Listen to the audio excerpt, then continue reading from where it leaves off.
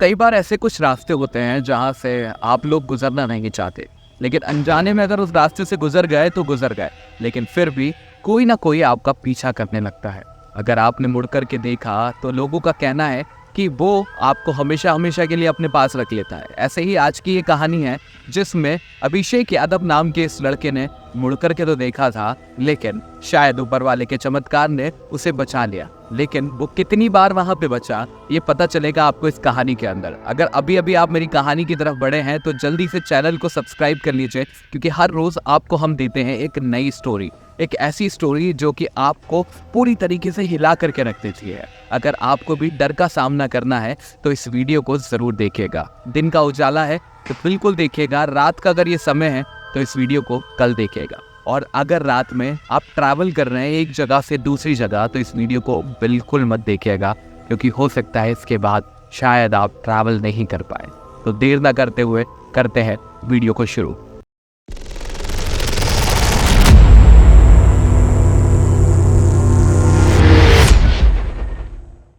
अभिषेक यादव नाम का लड़का जो कि जलपुर शहर के अंदर ही एक कॉलेज में पढ़ता है, और उसके कॉलेज से उसका गांव जो कि खेलपुर है वो बहुत ज्यादा दूर नहीं है, महज 17-18 किलोमीटर दूर है। लेकिन उस गांव के रास्ते में पड़ती है एक झील जिससे लोग गुजरना कम ही प्रेफर करते हैं। दिन के उजाले में लोग उस झील के पास जाकर के मछलियां वगैरह पकड़ते हैं, लेकिन रात के समय यानी कि अंधेरा होने के बाद उस झील के पास कोई नहीं भटकता। वो गाँव का एक शॉर्टकट रास्ता है, लेकिन लोग दूसरे गांव से लंबा घूम करके जाना ही पसंद करते हैं, क्योंकि कहते हैं ना, जान है तो जहान है, वरना आपका क्या काम है। एक दिन अभिषेक यादव की छुट्टियां लगी हुई थी और अभिषेक अपने गांव की तरफ जा रहा था, लेकिन सुबह से शाम तक दोस्तों के साथ यहाँ वहाँ घूमना, बढ़िया सी पार्टी करते करते उससे रात हो चुकी थी। और रात ऐसी वैसी नहीं, बल्कि ये रात थी चांदनी रात, और इस समय वक्त हो चला था 11:30 का। और अभिषेक ने वही झील वाला रास्ता पकड़ लिया था, क्योंकि कहते हैं ना कि नौजवान लड़कों को कई बार इन चीजों पे भरोसा नहीं होता। जबकि अभिषेक खेलपुर गांव का ही रहने वाला था और ये झील उसके गांव से ज्यादा दूर नहीं थी, 10 किलोमीटर दूर थी। लेकिन अभिषेक कहाँ किसी की मानने वाला था, लेकिन अभिषेक ने कहाँ किसी की सुनी थी, ना किसी की समझी थी। वो चल पड़ा उस झील के रास्ते की तरफ। अभिषेक जैसे ही उस झील के पास में पहुंचा, अभिषेक की बुलेट अपने आप बंद हो गई। अभिषेक ने उतर के प्लग चेक करा, पेट्रोल देखा, सब कुछ था, लेकिन उसकी बुलेट स्टार्ट नहीं हुई। अभिषेक को झील बड़ी ही सुंदर लग रही थी चांदनी रोशनी में। अभिषेक उतरा और झील की साइड देखने लगा। तभी अभिषेक को उस झील के अंदर 2 परछाइयां नजर आई, एक उसकी खुद की और एक किसी और की। ये देखते ही अभिषेक के रोंगटे खड़े हो गए, जैसे आप देख सकते हैं मेरे खड़े हो गए।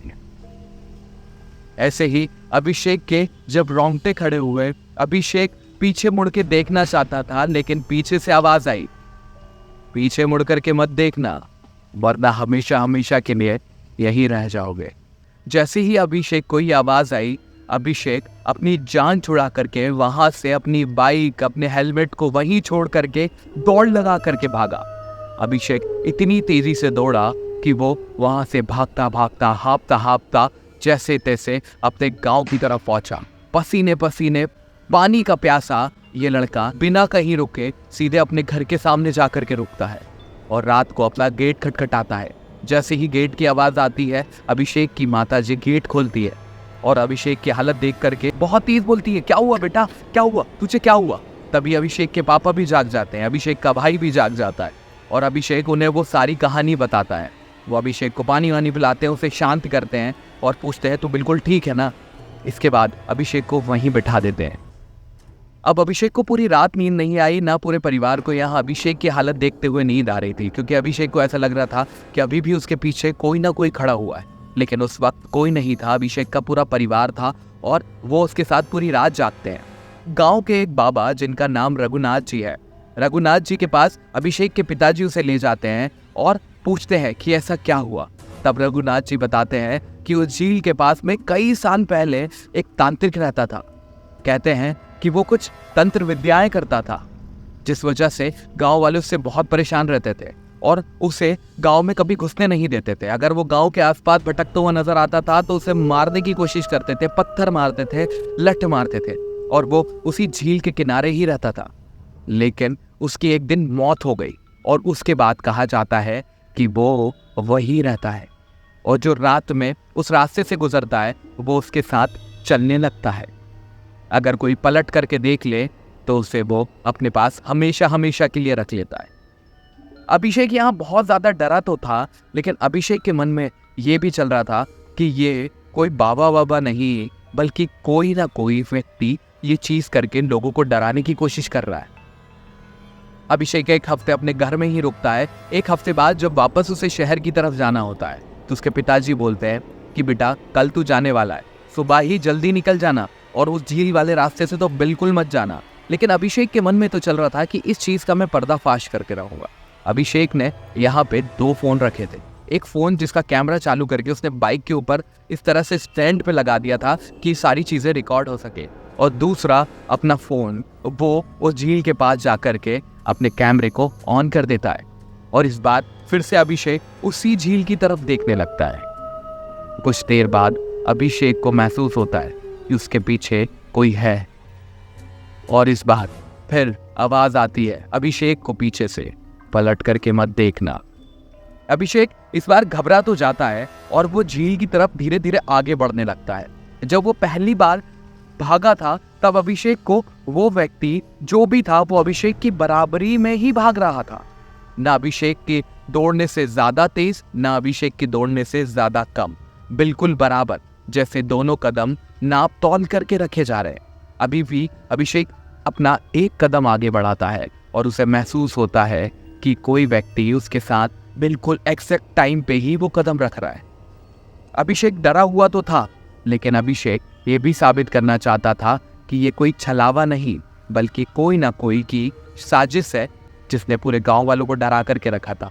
अभिषेक अपने हाथ में जो फोन पकड़ा है वो ऐसे घुमा करके उसको रिकॉर्ड करने की कोशिश करता है, और अभिषेक जब वापस उस कैमरे में देखता है तो उसे कोई नजर नहीं आता।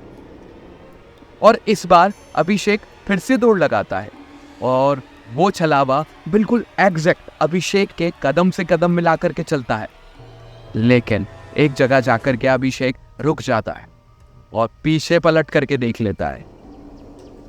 रघुनाथ बाबा ने साफ साफ कहा था, अगर तुमने पीछे पलट करके देखा तो वो छलावा तुम्हारी परछाई को हमेशा हमेशा के लिए कैद कर लेगा और तुम उसके हो जाओगे।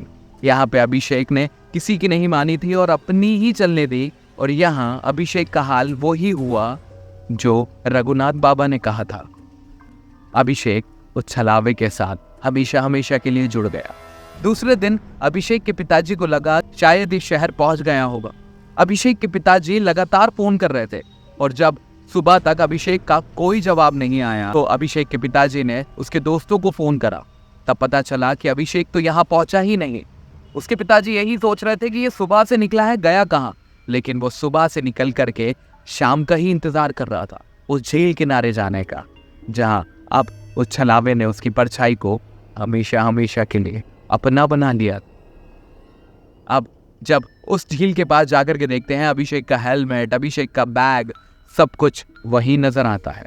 और उस मोबाइल में जब देखा जाता है तो अभिषेक उस झील के किनारे खड़ा हुआ है और कुछ आगे बढ़ने के बाद पलट करके देख रहा है और उसका चेहरा इतना डरा हुआ है, इतना ज़्यादा डरावना लग रहा है जैसे कि मानो उसने कोई भूत देख लिया।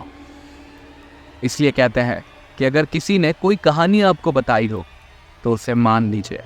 आप उस पर विश्वास ना करें, लेकिन उस जगह जाने की गलती भी ना करें। कैसी लगी ये कहानी जल्दी से कमेंट में बता दीजिए, और हर रोज़ नई कहानी पाने के लिए आप चैनल को सब्सक्राइब कर लीजिए, बेल आइकन को दबा दीजिए, क्योंकि मैं आपके लिए लेकर के आता हूँ हर रोज़ एक नई कहानी। तब तक के लिए देखते रहिए वो हॉरर स्टोरी। जय श्री राम।